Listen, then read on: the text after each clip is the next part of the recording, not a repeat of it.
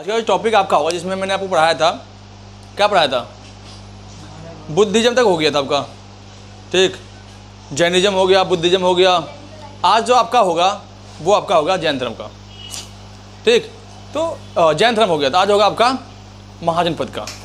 तो टोटली चीज़ों हम देखते हैं, महाजन पद काफ़ी ज़्यादा ही इंपॉर्टेंट रोल निभाता है। ये महाजन पद का उदय कैसे हुआ, महाजन पद होता क्या है और महाजन पद किस प्रकार से पूरे इंडिया में फैला था, ठीक। महाजन पद एक ऐसे जनपद थे, मान लो कि कबीलाओं को मिलाकर के छोटे छोटे कबीले होते थे, कबीले, फिर हुआ जनपद, और जनपद से बड़ा हुआ आपका महाजन पद। तो ये जो महाजन पद है, इनका जो हमें उल्लेख मिलता है, ये मिलता है आपका अंगुत्तर निकाय और भगवती सूत्र। ये आपके दो सबसे प्रमुख ग्रंथ हैं। एक आपका हो गया अंगुत्तर निकाय और एक आपका हो गया भगवती सूत्र। ये दो प्रमुख बौद्ध धर्म के और जैन धर्म के ग्रंथ हैं। अब जो अंगुत्तर निकाय है और भगवती सूत्र है, इनका मानना था कि जो 16 महाजन पद है उनका जो उदय हुआ था वो इंडिया से बाहर भी हुआ था। आज वर्तमान का जो भारत हम देख रहे हैं उससे भी बाहर जो है जनपद का उदय हुआ था। महाजन पद बेसिकली वे गणराज्य थे जहां पे लोकतांत्रिक और गणतांत्रिक व्यवस्थाएं प्रचलित थी। सबसे पहले वज्जी संघ ऐसा संघ था जहां पे सबसे पहले डेमोक्रेटिक सिस्टम आया था। जनपद हम देखते हैं कि वज्जी एक ऐसा जनपद था जहां से सबसे पहले लोकतांत्रिक व्यवस्था आई थी। वज्जी की जो राजधानी थी वो थी वैशाली। वैशाली दो जगह की राजधानी थी, एक आपका लिच्छवी और एक आपका वज्जी की। तो लिच्छवी वज्जी से पहले अगर हम देखते हैं तो लिच्छवी में सबसे पहले लोकतांत्रिक व्यवस्थाएं प्रचलित थी, पूरी दुनिया की बात करें तो, ठीक। तो मैं आपको थोड़ा एक समझाने की कोशिश करूंगा कि मैप के थ्रू कि हमारे जनपद जो थे 16 जनपद वो कहां कहां पे थे। तो दोस्तों आप लोग जितने भी लाइव हो रखे वो अपना शेयर कर दें ताकि और भी लोग लाइव आ जाए। तो आपको पता होगा ये आपका इंडिया का मैप है, अभी बना नहीं है।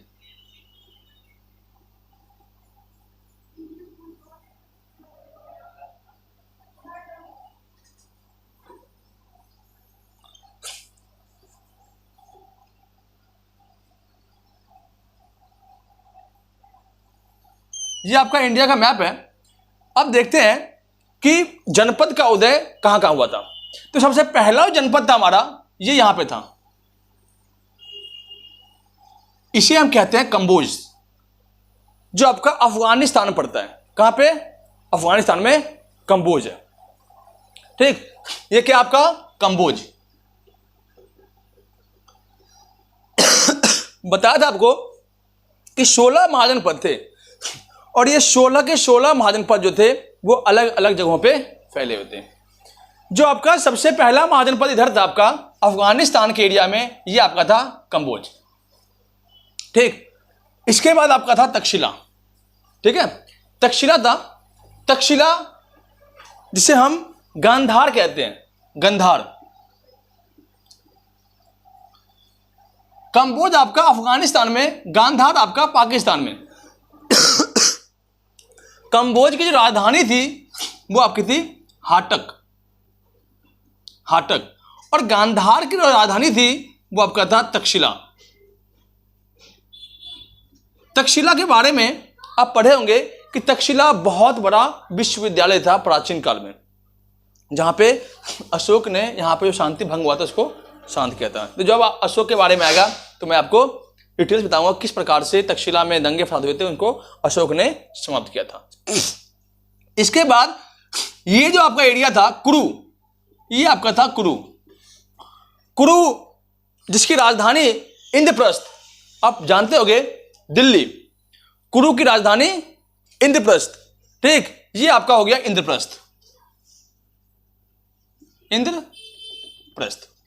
इसके बाद एक राजस्थान में एरिया था जिसे कहते हैं मत्स्य, सबसे पुराना जनपद यही था। सबसे पुराना जनपद आपका मत्स्य था। मत्स्य जो आपका राजस्थान में पड़ता है आपका। मत्स्य की जो राजधानी थी वो थी आपका विराटनगर। विराटनगर। 4 आपको याद हो गया। पहला आपका कंबोज जिसकी राजधानी हाटक। दूसरा आपका गांधार जिसकी राजधानी तक्षशिला। तीसरा आपका कुरु जिसकी राजधानी इंद्रप्रस्थ। चौथा आपका मत्स्य जिसकी राजधानी विराटनगर। ये आपके 4 जनपद हो गए। इसके बाद एक आपका है यहां जिसका नाम है आपका अवंती। अवंती जिसकी राजधानी माहेशमती। आपने बाहुबली की मूवी देखी होगी। जो माहेशमती साम्राज्य है वो आपका नर्मदा नदी जो आपका मध्य प्रदेश में है वहीं पे आपका माहेशमती साम्राज्य बाहुबली की जो मूवी बनी थी वो है। इसके बाद एक आपका 3 आपका है बिहार में। बिहार में एक हो गया आपका वैशाली, ये एक हो गया वज्जी, एक हो गया आपका मगध और एक हो गया आपका चंपा जिसे हम अंग कहते हैं। अंग, वज्जी, अंग और मगध। ये आपके 3 जनपद आपके कहां पे है? बिहार में। ठीक। अब जो है वज्जी की राजधानी बताया आपको वैशाली। ठीक। अंग की राजधानी चंपा और मगध की राजधानी राजगिरी, राजगीर।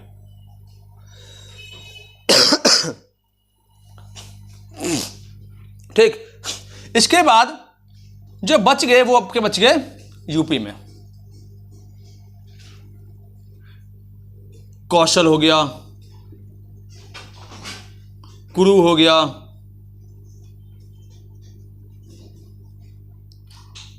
चेदी हो गया,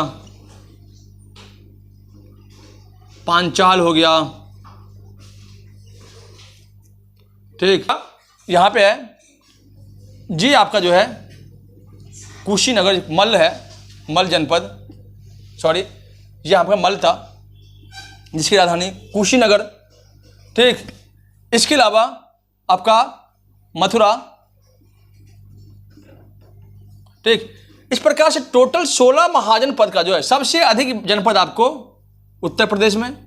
हमें जनपद में ज़्यादा कुछ याद नहीं करना है, मेन में जनपद की राजधानी याद करनी होती है और जो बच गया वो उसको छोड़ देते हैं। लेकिन हमें पढ़ना होता है मगध के बारे में। मगध एक ऐसा जनपद था जो पूरे भारतवर्ष पर राज किया था मगध में। तो मगध को हमें पढ़ना होता है। ठीक।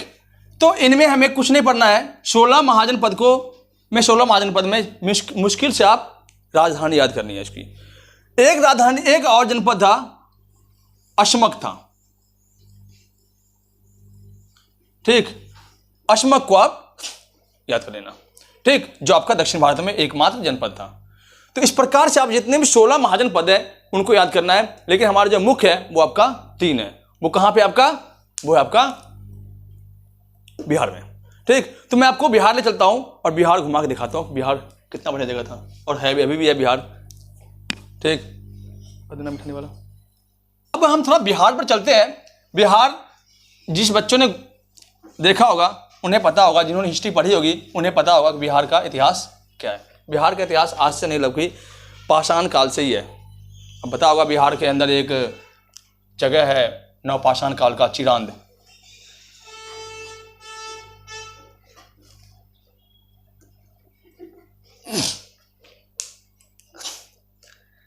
ठीक। तो आप मैप से थोड़ा समझने की कोशिश करेंगे कि किस प्रकार से मगध जनपद ने अपना पूरा विस्तार किया था।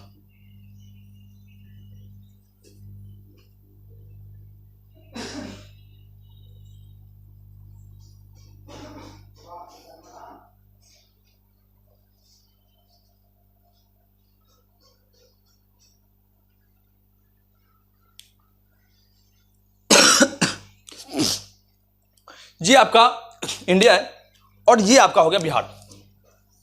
यहां आपके बिहार है। मगध के अंदर 7 वंशों ने कुल राज किया था। ठीक, जिनमें जो मुख्य वंश थे मैं बताता हूं आपको, याद करने का तरीका है हसीन मशुकशा। हसीन मशुकशा पहला डायनेस्टी था आपका हर्यक वंश, हर्यक डायनेस्टी। दूसरा शिशुनाग, तीसरा आपका नंदा डायनेस्टी, चौथा आपका मौर्य, पांचवा आपका शुंग, छठा आपका कनऊ, सातवां आपका सातवाहन। ये आपके मगध के 7 वंश हुए हसीन मशुक शाह। मगध का फैलाव केवल यहां ही रहा, बल्कि ये पूरा एरिया जो है ना मगध ने कैप्चर कर लिया था।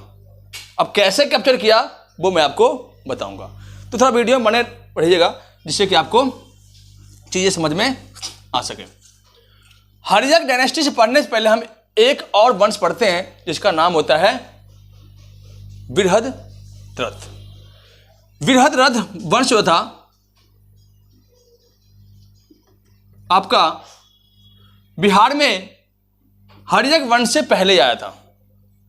तो बृहद जो रथ वंश था इसका शासक सेम नाम पे बृहद्रथ। इसके बारे में ऐतिहासिक प्रमाण बहुत कम मिलते हैं, इसलिए इसके बारे में बहुत से बुकों में नहीं दिया जाता है, क्योंकि इसके प्रमाण ही नहीं है। और ज्यादातर एग्जाम की बात करोगे तो आपकी जो हिस्ट्री की शुरुआत होती है, मगध की शुरुआत होती है, वो आपका हर्यक वंश से होता है। तो हर्यक वंश में हम देखते हैं कि जो आपका पहला शासक बृहद्रथ होता है, इसका कोई खास काम नहीं होता है और इनके साक्ष्य भी बहुत कम मिलते हैं, इसलिए हम इसको नहीं पढ़ते। ज़्यादातर अगर पीसीएस तैयारी करते हैं तो उनमें आपको 90% एग्जाम में आप बिहार पीसीएस में ज़्यादातर इस वंश के बारे में पूछते हैं। बाद बाकी आप हसीन मशुक शाह आप याद कर लो, इससे आपका टोटल जो कन्फ्यूजन है वो दूर हो जाएगा।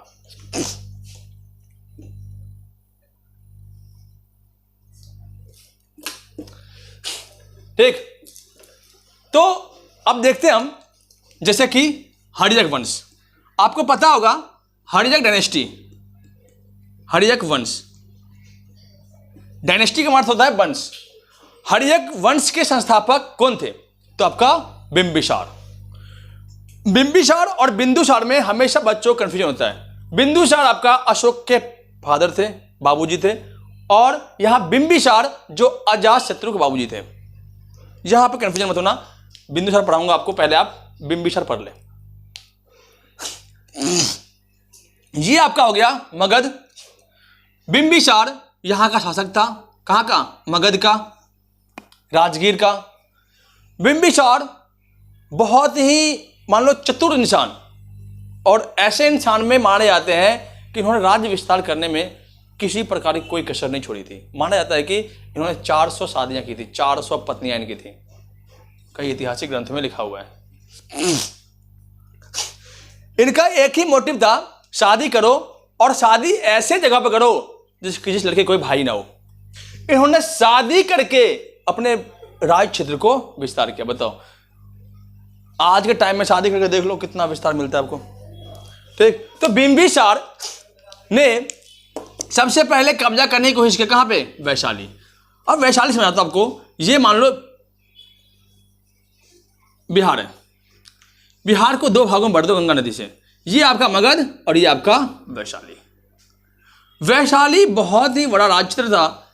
यहां पर बिंबिसार ने कब्जा करने के लिए सारे हथकंडे अपना लिए, सारे छल कपट जो भी होते हैं उन्होंने अपना लिए, लेकिन यहां पे उन्होंने कब्जा नहीं कर पाया। इसका बहुत बड़ा रीजन था, एक तो इसका राज क्षेत्र बहुत बढ़िया से सुरक्षित था, लेकिन जो बिंबिसार था वो अवंती पर शासन करने में कोई कसर नहीं छोड़ा। बिंबिसार ने 3 प्रमुख शादियां की थी। एक आपका लिच्छवी में, लिच्छवी की जो राजकुमारी थी उसका नाम था चेलना। एक किया था कौशल नरेश, और एक किया था पंजाब में। 3 प्रमुख शादियां थी। इसके अलावा एक शादी और किया था वैशाली में।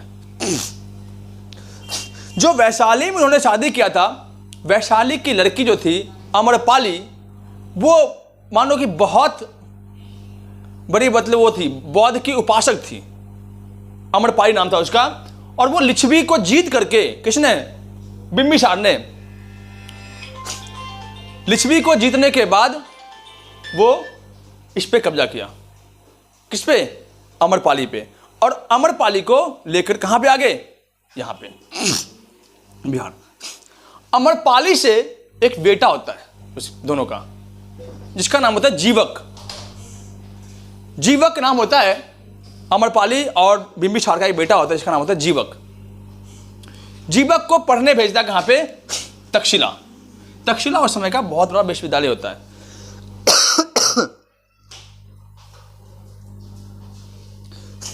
ठीक, ये भाई कौन है? दया टप्पू के पापा। सर मस्त पढ़ा रहे हो, आपकी तबीयत को क्या हो गया है? तबीयत खराब है थोड़ी बहुत, थैंक यू। ठीक, तो बिंबिसार और अमरपाली के गर्भ से निकला कौन? उनका बेटा निकला। क्या नाम है उसका? जीवक। जीवक जो तक्षशिला पढ़ने गया और बहुत बड़ा चिकित्सक बन गया। चिकित्सक बन के जब बिंबिसार के पास आया तो उस टाइम पे अवंती के शासक था चंद्रप्रघोत। चंद्रप्रघोत जो था, ये आपका चंद्रप्रघोत है। चंद्रप्रघोत बीमार हो गया। बीमारी मतलब समझ लो कि एक ऐसी बीमारी उस टाइम की, पीलिया नामक बीमारी हो गई थी इसको। आज के टाइम में एड्स सबसे खतरनाक है, उस टाइम की पीलिया नामक बीमारी बहुत खतरनाक थी। वो बीमारी उन्हें हो गया था। अब उस बीमारी को इलाज करने वाला ऐसा कोई भी वैद्य नहीं था जो नहीं आया था। सबने इलाज कर दिया और अंत में वहां के वैद्यों ने कह दिया कि महाराज अब आपका रॉकेट लॉन्च होने वाला है और आप लॉन्च होकर सीधे जाएंगे। आपका यहाँ पे अब बसारा नहीं है और आप सीधे लॉन्च होंगे। ठीक, तो ये घबरा गया, चंद्रप्रघोत घबरा गया। जब यही बात बिंबिसार को चला पता, बिंबिसार को इससे अच्छा मौका नहीं मिला था अवंती पर कब्जा करने के लिए। तो जब बिंबिसार को ये बात पता चली तो बिंबिसार ने अपने बेटे जीवक को कहाँ भेजा? यहाँ पे जीवक को। जीवक जो था कि वैद्य था, वो आया, चंद्रप्रघोत को ठीक किया। ठीक होकर जब चंद्रप्रघोत खुश हो गया तो क्या हुआ? वो राज्य को इसमें मिला दिया। अब देखो, अवंती का क्षेत्र, मगध का क्षेत्र बढ़ गया। मगध का क्षेत्र बढ़ गया ना। जीवक एक और व्यक्ति थे जिनकी सेवा की थी, जिनका नाम था महात्मा बुद्ध। महात्मा बुद्ध भी बीमार पड़ गए थे तो उनकी सेवा के लिए भी जीवक हमारे गए थे। कहां पे? तो आपका कुशीनगर में। ठीक, तो ये चीजें आप भली भांति समझ लें। अब बिंबिसार ने किस प्रकार से और राज्यों पर कब्जा किया तो वो भी देख लो। बिंबिसार बहुत ही चतुर था और कह लो कि आशिक नंबर 1 था। वो मानोगे नहीं कि वैसी लड़की ढूंढता था जिसका कोई भाई ना हो। ऐसी लड़की ढूंढता था जिसका कोई भाई ना हो। नवरसा, जिसे नवरसा भाई लड़की कहते हैं, उस लड़की से शादी किया और शादी करने के बाद उसकी संपत्तियों का मालिक बिंबिसार हो जाता था। अब सिंपल सा देखो कि इसमें झमेला था एक। बिंबिसार शादी कैसे करता था? पहले लड़की को अपने वश में करता था और वश में किया, उससे अपने बारे में बताया, लेकिन अपने बारे में ये नहीं बताया कि मैं पहले से ही शादीशुदा हूं।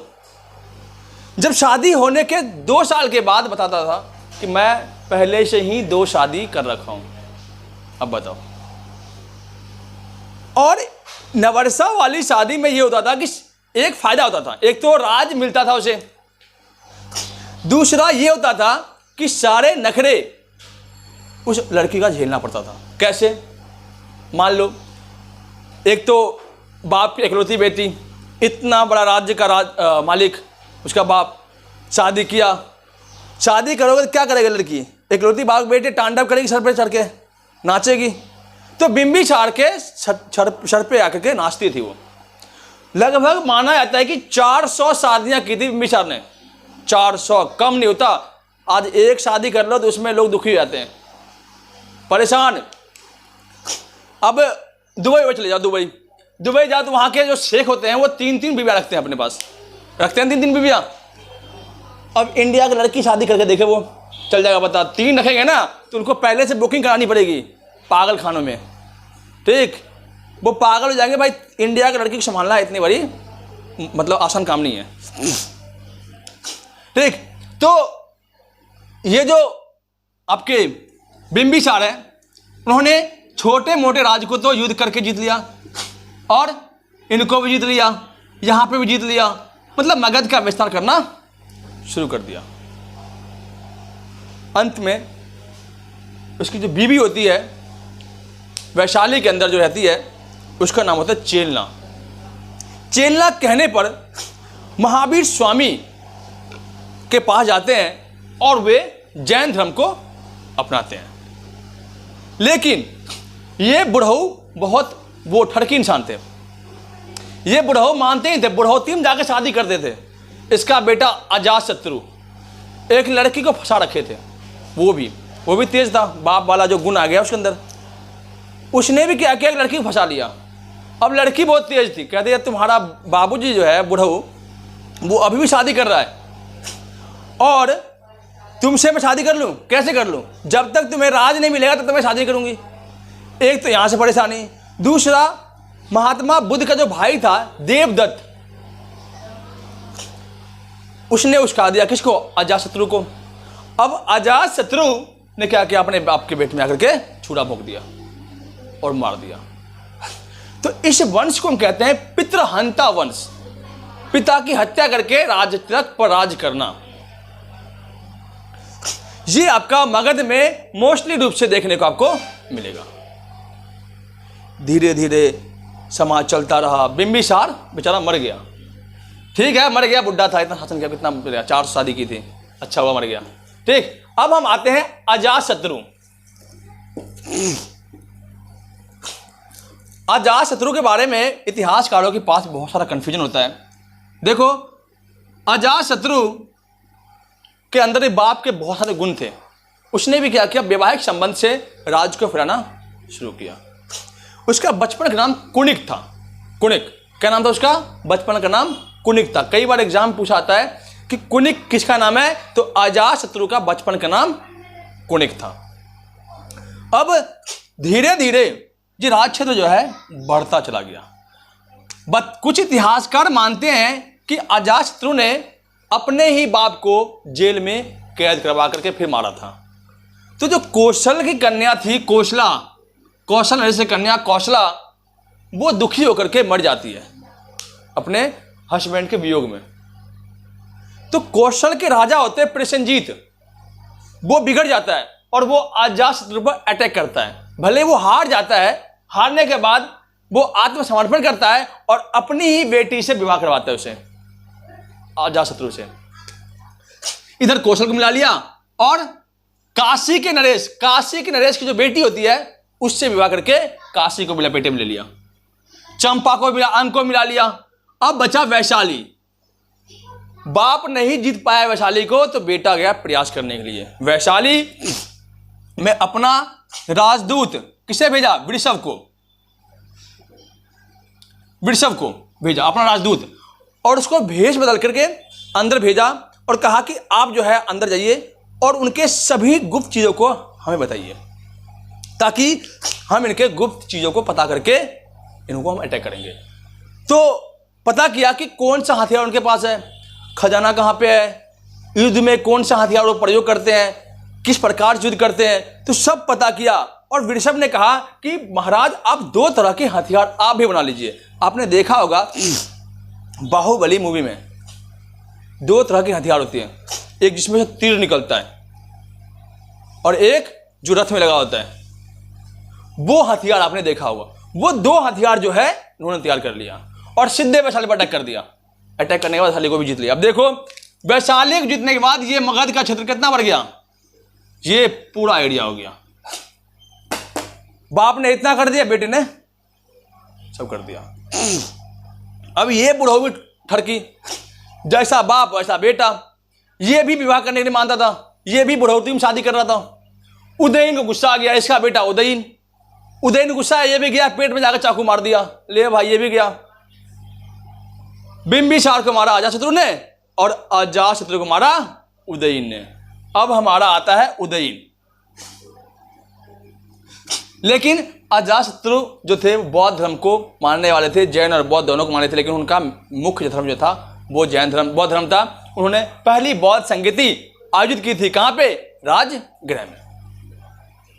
कहां पे? राजगृह में पहली बौद्ध संगति का आयोजन हुआ था। अब हम आते हैं उदयन पे। उदयन भी जो था अपने बाप का तेज था, लेकिन वो दिमाग लगाया कि जो मेरा बेटा है, अगर मैं उसको अपने बाप की तरह करवाया ना तो मेरा बेटा ही मुझे मार देगा चाकू। तो वो क्या किया, अपने बेटे को समझा दिया कि बेटा एक काम करना, तुम्हें जो चाहिए लड़कीबाजी करना लड़कीबाजी करो, तुम्हें जहां शादी की शादी करो, तुम्हें राजपाट चाहिए बता देना, मैं तुम्हें दे दूंगा। इसका फायदा ये हुआ कि इसके बेटे ने इसको नहीं मारा। ठीक, तो उदयन ने क्या किया, वैशाली तो पहले आ रखा था, तो इसने क्या किया, राजगृह से राजधानी पाटलिपुत्र को शिफ्ट कर दिया और सुरक्षित बना दिया। ये गंगा, ये आपका सोन, ये आपका गंगा, ये गंडक, ये सोन, इन तीनों के संगम पे बना दिया पाटलिपुत्र। सबसे सुरक्षित राजधानी बना दी पाटलिपुत्र को इसने। तो उदयन ने क्या किया, पाटलिपुत्र को राजधानी बना दिया। और राजधानी बनाने के बाद जो पाटलिपुत्र है वो काफी सुरक्षित हो गया। इसके बाद जो है उदयन ने पूरा राज्य क्षेत्र को विस्तार कर दिया। काफी ज्यादा ही इसने भी राज्य को फैलाया। इसमें आपको ज्यादा नहीं पढ़ना होता है। फिर इसका बेटा आता है, वो राज करता है, और फिर उसका जो बेटा होता है उसका क्या नाम होता है उसका, नागदशक। नागदशक, उदयन के 3 बेटे होते हैं, 3 में से अंतिम होता है नागदशक। नागदशक जो था, ये लोग सुधरते नहीं है, इनके ना पूर्वज से ही चला रहा है, सुधरेंगे नहीं, हम नहीं सुधरेंगे। तो नागदशक ने क्या किया, ये भी एक अय्याश था, बिल्कुल इतना अय्याश कि क्या कहते हैं उसको, भोग विलास में ये बीता रहता था।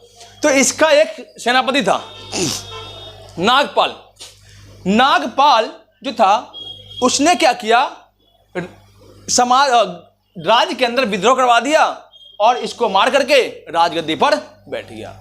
इसके बाद देखते हैं हर्यक वंश का अंत हो गया और आया कौन सा वंश, शिशु नागवंश। शिशु नागवंश के संस्थापक कौन था, तो आपका शिशु नागपाल।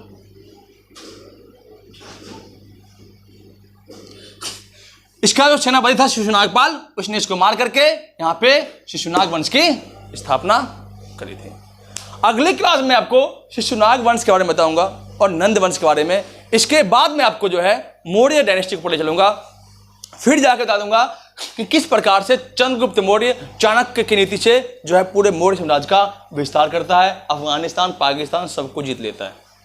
अगर आपको वीडियो पसंद आ रहा हो तो आप जरूर कमेंट करें, लाइक करें, सब्सक्राइब करें चैनल को, और जो भी नए चैनल में जुड़ते हैं वो आकर के जरूर जो है हमारे चैनल से संपर्क करें।